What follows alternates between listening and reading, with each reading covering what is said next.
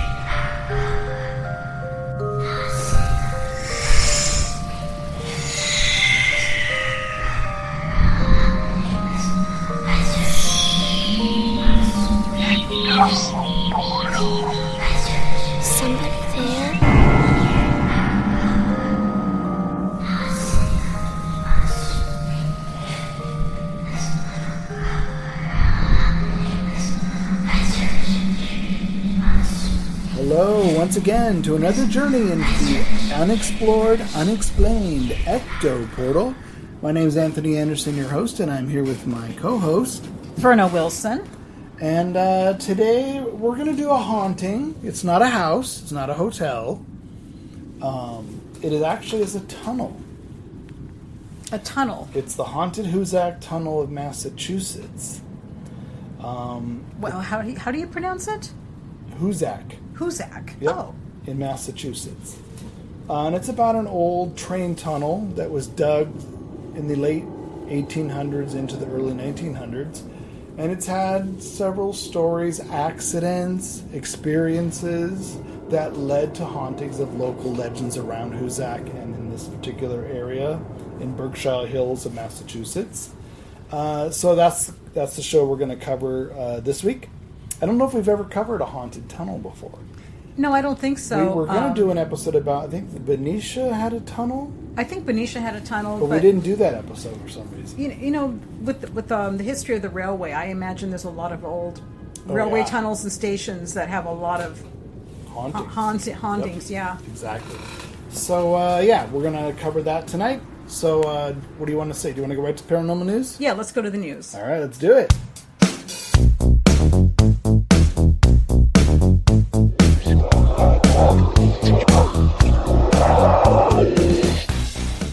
All right, what have you got for paranormal news this week, Verna? This is an article that's entitled "I Talk to Ghosts and They're My Friends: What It's Like Working in a Haunted Hotel." And of course, we all know what it's like to be in a haunted hotel. And I've always wondered if our friend Kimley, who worked at a haunted hotel, actually talked to ghosts. He never mentioned that, though. He saw them, but I don't know that he actually talked to them. We did, but I don't know if he did. Right. Well, Kimley, if you're listening, you never told us. Anyway, this takes place at the Driscoll Hotel in Austin, Texas, and the name of the person is Laura Judge, and she started working as a front desk agent at the hotel 2 years ago, and she didn't anticipate that she would run across some ghosts, but she did, and now they're her friends. And she's friends with several ghosts that roam the halls of the hotel in Austin, Texas, in the American Southwest. And she's very protective of the spirits that she works with and also of the building's reputation. So the hotel was constructed in 1886 on the I guess it was constructed by Confederate colonial Jesse Driscoll. The Driscoll Hotel ranks as one of the top haunted hotels in the United States, and it's also in the program that they give to that the employees give to guests who are staying there. And it details the building's history and the times, also some of the paranormal activity that's present in the building. So anyway, the grand hall that greets visitors who enter through one of the two ornate sets of doors, which they're huge doors, on the sides of the hotel, is adorned with large marble pillars. A double staircase wraps around the back of the space, complete with creepy watchful paintings of important figures in the hotel's history. I don't think they're creepy, but anyway. They said that their eyes seem to follow the patrons as they walk around. We all know that, back then, people were very realistic in painting expressions on people's faces. And they give the impression that the paintings may not just be simple portraits. So some of the rooms have mirrors hanging on the wall, and the furniture is very old and antique. Of course, it's an old hotel. You're going to see that. Yep. But she started encountering ghosts the minute another employee gave her the grand tour of the facility. She peeked into one of the 8 ornate gold leaf mirrors in the Maximilian Room, which is a hall for dining events, and it adorned. It's adorned with gold and white decor, and she says she saw an apparition there. She said, I looked in the mirror and I saw this white, smoggy figured lady. She just walked across the mirror, and I looked behind me, and there was nobody behind me. It just freaked me out. And she turned to the other employee and said, gosh, did you see that? And he simply said, yeah, this place is haunted. You didn't know that? So she had some more encounters in the coming months, and a few began to wreak havoc as she worked. They continued to do so 2 years later. Some of the ghosts got familiar with her. They even seemed to target her and play pranks on her as she's working alone or getting ready to leave. And in later June this year, she was at the front desk working alone when the drawers began to open out of their own accord. And on other occasions, random objects started to break around the building, or small things would go missing. So she said she didn't expect it, and she was always very nervous to come to work. And she said there was a horrible event as she took a bathroom break one night, and a man started clearing his throat. She said, it scared me so bad that I wouldn't come out of the bathroom, and I called security. She said they came in there, and she said, I'm not coming out of the bathroom until you figure it all out. And he said, no one's in here. Yeah, but you're going to sleep in here then. Bye. Yeah, that would freak me out. I hear you are trying to do your business, and then all of a sudden, yeah. Like, what are you doing in here? Yeah. Is that it? So she said that that even when she wasn't alone, there's been hauntings. She said one day she was typing away on her laptop with her boss in the room, and the only sounds were the sound of her fingers typing, and then a whisper right next to her made her jump. Yeah. And she said she looked at her boss and said, "Did you say something?" And she said, "Did you hear that too?" And she said she's had some crazy experiences the past 2 years. She's even had guests check out after experiencing flickering lights and other encounters. And she said they were too frightened to stay there. Can you imagine checking out if your lights flickered? If that's all it takes? I know. It's like, whatever. Yeah, I know. That's so, nuts. anyway. Wow, Driscoll Hotel. Yeah, and apparently Jesse Driscoll himself makes frequent appearances because he never had a chance to enjoy the building that he constructed for $400,000 in 1886. Wow. He ended up going bankrupt, and he lost the building in a game of high-stakes poker shortly after it was finished. Oh, man. Don't gamble your buildings away. Don't gamble your buildings away. 3 years later after that, in 1890, he died, apparently. And his presence is marked by the stench of cigar smoke, and she said she always knows when he's around because the scent will come wafting in the room. Mm-hmm. And she said he's kind of a trickster. So she said if you worked here for a while and you're leaving, he'll start giving everybody a hard time. Things will go missing, or things will just start breaking in the hotel. Yeah. So even trickier than Jesse Driscoll is the spirit of a young girl who was the daughter of a Texas state senator who visited the hotel in the 1880s, and she fell to her death down one of the staircases as she chased a ball. Or that's what they heard. And they said they can hear her laughing occasionally. They said she's very sweet, and she's actually, the girl is the one who makes the things disappear, actually. Interesting. Yeah. So she says she's grown accustomed to it, and she's even befriended them. She said none of them are malicious or evil. She's never felt in danger, but she doesn't work nights anymore. She said that she's developed a relationship. They're friends. She got to the point now where she just talks to them like, hey, it's a busy day. Let's keep to ourselves. And they actually provide ghost and history tours every day at 4 p.m. And That's good. yeah, and she said that it's become a tourist hotspot, especially those wanting to learn more about the city of Austin. And she said that it's made business boom, and it's sometimes promoted by the ghosts, which means that it's people are curious. Win-win. Yeah, it's a win-win situation. See, this is what we always said. If you have a haunted hotel, don't hide it. Right. It's going to bring in business. I think it's going so, to stir too. up ghosts. The ghosts are going to have fun. You're going to make more money. People will love it.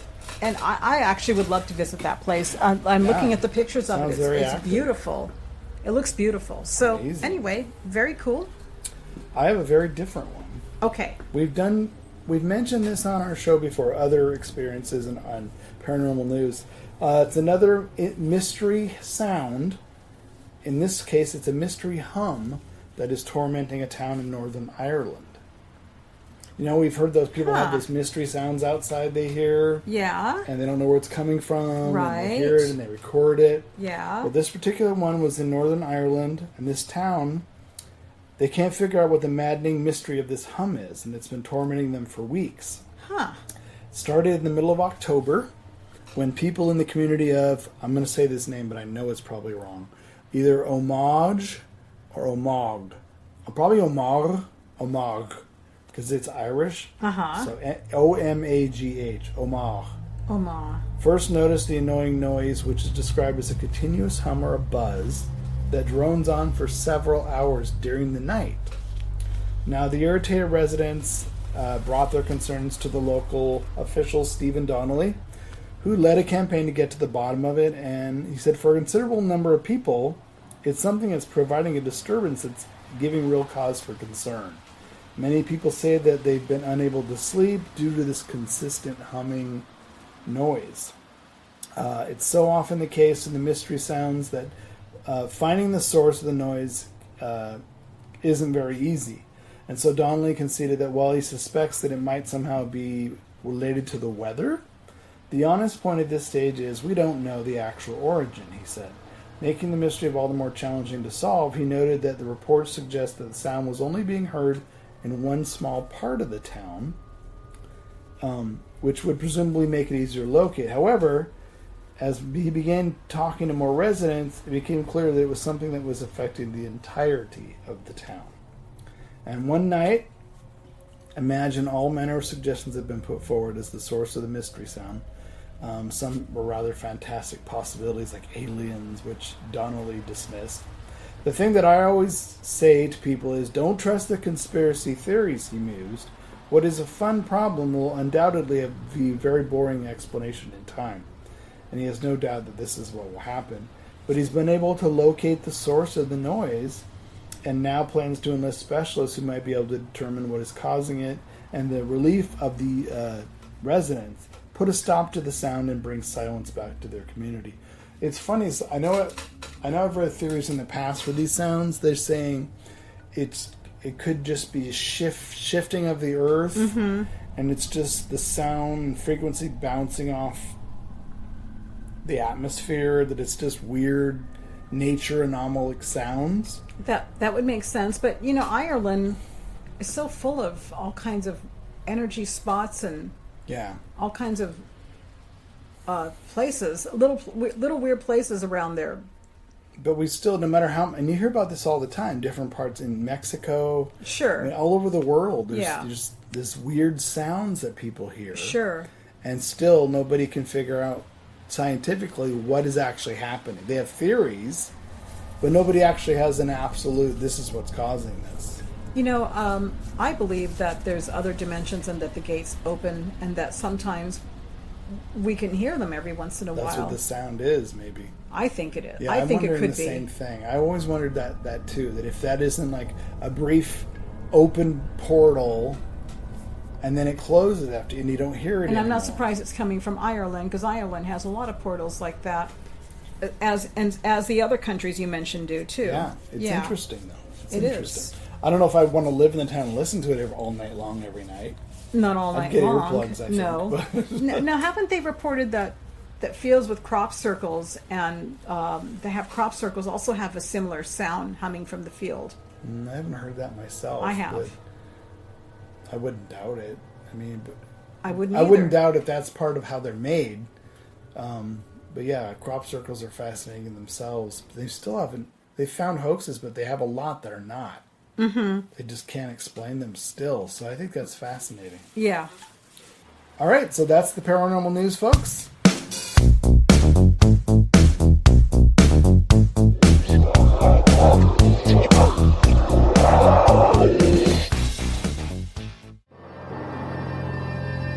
They're coming to get you, Barbara. Stop it! You're ignorant. They're coming for you, Barbara. Stop it! You're acting like a child. They're coming for you. Look, there comes one of them now. All right, so this week's story, like I said, it's a haunted tunnel of Massachusetts in Hoosac. It's located in the Berkshire Hills of Massachusetts, and there's many, many ghost stories that have been around for centuries about spirits in these forests, and some of people disappearing once they enter the forest. Some hear voices that call out to them in the woods late at night, but there's no source found. They don't hear anybody or see anybody in the woods. The tunnel itself is near North Adams in Deerfield Valley. Now, this is a train tunnel, so work began on the tunnel itself by the miners in 1851, and it wasn't finished for a full 25 years later. 25 years. Yep, and so they have to tunnel literally through Hoosac Mountain. So, an astounding hundreds of miners using black powder, gunpowder, shovels, and picks took charge on the rock at Hoosac Mountain. The tunnel has a nickname called the Bloody Pit from the locals. And once it was completed, over 200 men had died in its completion. Well, no wonder it's haunted. Now, many lost their lives in fires, mining explosions, and even tunnel collapses. In 1865, a murder did happen that is kind of connected to the ghostly haunting of the tunnel. An explosive called nitroglycerin, as we all know what that is, was new in America, and the Hoosac tunnel crew were the very first to ever use it. Now, March 20th, 1865, 3 experts in the field of explosions arrived, named Ned Brinkman, Billy Nash, and Ringo Kelly. They placed a charge, ran back towards the safety bunker that protected them from the explosion. Now, Brinkman and Nash never made it back to the barrier, and for some reason, Ringo Kelly set off the charge before the others could make it safely back. The two of them were horrifically buried alive under the rock of Hoosac Mountain. Sounds terrible. Yep, and right after the tragedy, Ringo Kelly took off and was never seen. Now, locals suspected that it was no accident. And I guess 15 years passed, and Kelly was actually seen again, March 30th, 1866, but he wasn't found alive. This is the weird part. His body was found 2 miles inside the tunnel. The corpse was found almost near the same spot where Brinkman and Nash were killed. Now, local police concluded that Kelly had been strangled to death and that he was murdered between midnight and 3:30 a.m., but no suspects were found and no crime was ever relayed, and it was unsolved. Now, they probably came to that conclusion because of his autopsy and... Yeah, finding the body, just finding what was wrong with it. So workers had their own local theories that Kelly was killed by the vengeful spirits of Brinkman and Nash. They claimed that the tunnel was cursed, and a number of workers flat out refused to go back inside. Paul Travers, who was a mechanical engineer and a cavalry officer during the Civil War, toured the tunnel in 1868. He was invited by the construction company to examine the tunnel and its conditions. Workers had claimed they would hear the voice of a man seemingly in agony over and over again. Now, the head of the company, Mr. Dunn, was convinced the sounds were coming on the wind down the mountain, but he brought in Paul Travers to take a closer look. Travers and Dunn went into the tunnel September 8th, and in a letter to his sister, Travers relayed their experiences that they would never forget. He said, "Dunn and I entered the tunnel exactly at 9 p.m. We traveled about 2 miles into the shaft, and we stopped to listen. As we stood there in the cold silence, we both heard what truly sounded like a man groaning out in pain. As you know, I have heard this same sound many times during the war. Yet when we turned up our wicks on our lamps, there was no other human beings in the shaft except Mr. Dunn and myself. Now, I'll admit, I haven't been this frightened since Shiloh. Mr. Dunn agreed that it wasn't the wind we heard. Perhaps Nash and Brinkman? I wonder. So, a month later, on October 17th, one of the worst disasters happened in this tunnel that would surpass like any other in the history of the actual location. A huge explosion of gas destroyed the water pump station on the surface, and over 13 miners were killed when the explosion debris filled the central tunnel. A local paper quoted that a miner by the name of Mallory was lowered down in a bucket into the shaft and was told to look for any signs of survivors. He was pulled back up to the top a short while later and was almost unconscious from the fumes. Ooh. No hope, he relayed in a gasp of air.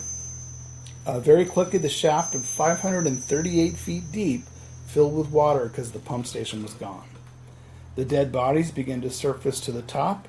Even a year later, the last of the bodies were found. Oh my gosh. This sparked the local legends of the tunnel. Now, sightings began. Glenn Drohan wrote about the accident. During the time the miners were missing, villagers told strange tales of vague shapes, muffled wails near the water-filled pit. Workmen claimed to see the lost miners carrying picks and shovels through a shroud of mist and snow on the mountaintop. The ghostly apparitions would appear briefly, then vanish, leaving no footprints in the snow, giving no answer to the miners' calls. Once the last of the bodies was found and buried, Drohan stated that the strange visitations stopped, but the eerie moaning continued to terrify the actual workers. In June 1872, Dr. Clifford Owen, along with drilling superintendent James McKinstry, visited the tunnel late one night. Locals say they came to search for the ghosts of the haunted tunnel. They went in about 2 miles into the tunnel, and they stopped. They held lamps as they rested in the darkness with the tunnel being ice cold. They had a conversation for a few minutes, and then heard a strange sound of someone in pain. Owen described it further. He goes, "The next thing I saw, I was a dim light coming along the tunnel in a westerly direction. At first I believed..." Fucking dog? Hold on. Get rid of your fucking dog. Okay. So I'm going to go back. Jesus Christ. First my cat, now the dog. Mm-hmm. All right. Owen described it further. "The next thing I saw was a dim light coming along the tunnel in a westerly direction. At first I believed it was probably a workman with a lantern. Yet as the light grew closer, it took on a strange blue color and appeared to change in shape into the form of a human with no head. Now the light moved closer towards them, and they remained motionless as if hovering to watch them. Then it moved to the east end tunnel end and vanished entirely." They were both stunned, and Owen later wrote that he was a realist and was not prone to repeating gossip and wild tales, but he was unable to deny the fact that he and James McKinstry had witnessed with their own eyes an apparition. Even after the tunnel opened to allow trains to pass through the strange and related occurrences, they continued to happen. On October 16, 1874, a local hunter named Frank Webster disappeared near Hoosac Mountain. He was found by a group search party of 3 days later, stumbling along the banks of the Deerfield River in a state of shock, mumbling and not making any sense.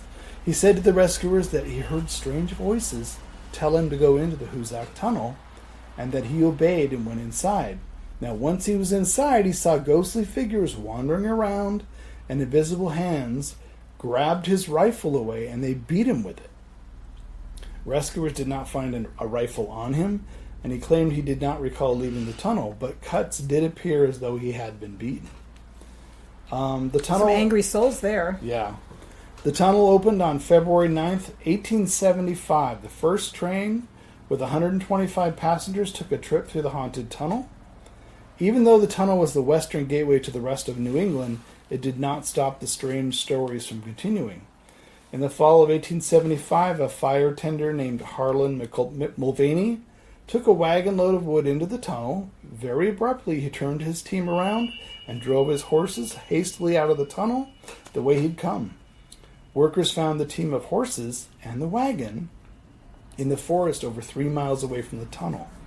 But Harlan Mulvaney was never seen or heard from again. Stories continued over the years, many coming from former employees of the tunnel. One former railroad employee, Joseph Impoko, believed that the tunnel was haunted, but was not so afraid of the place. He said the ghost actually saved his life on 2 different instances.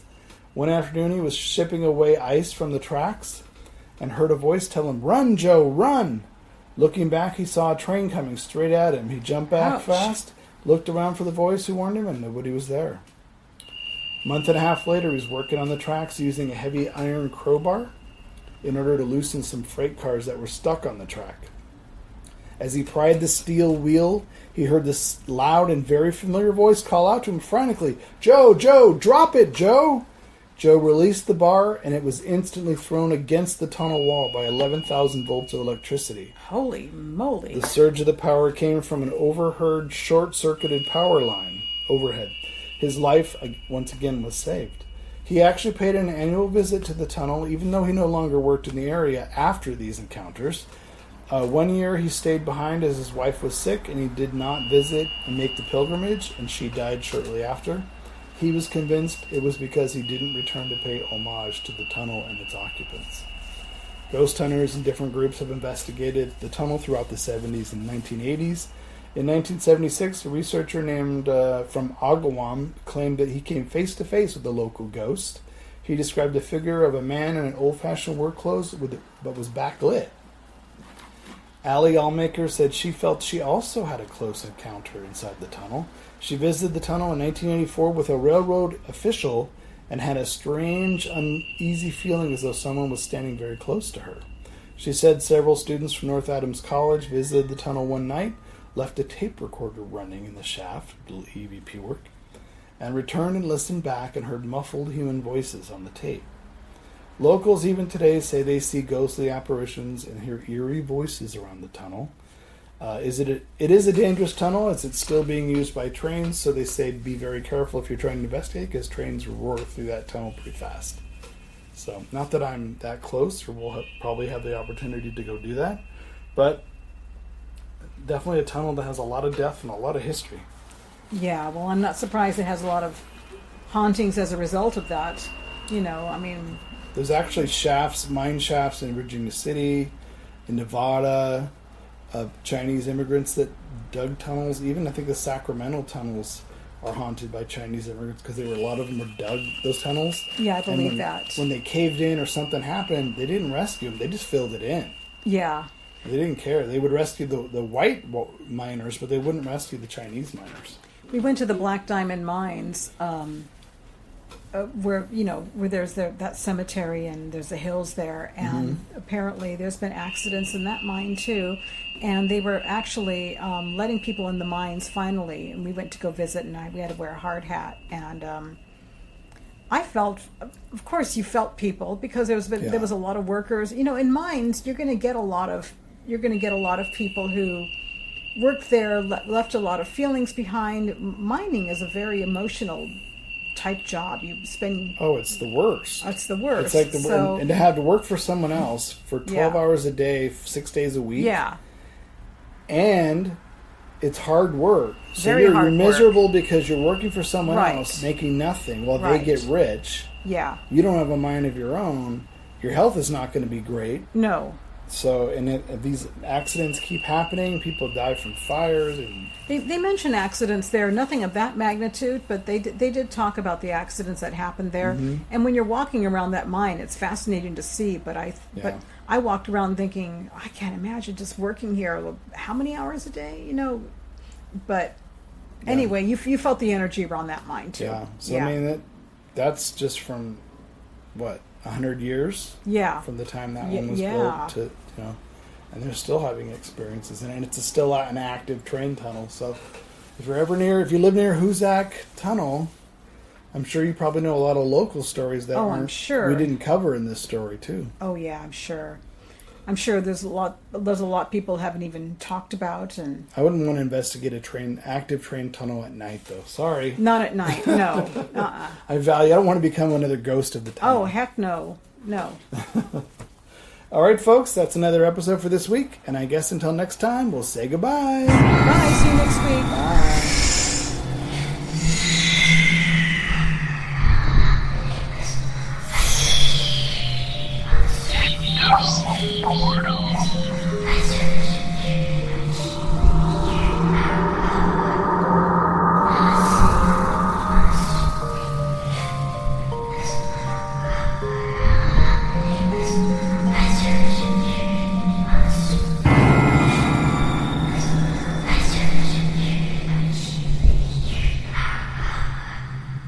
Royalty-free, copyright-free music by Kevin MacLeod and Ross Bugden. Be sure to visit us at www.ectoportal.com. Check out our archives on YouTube and head on over for new episodes to ectoportal.podbean.com.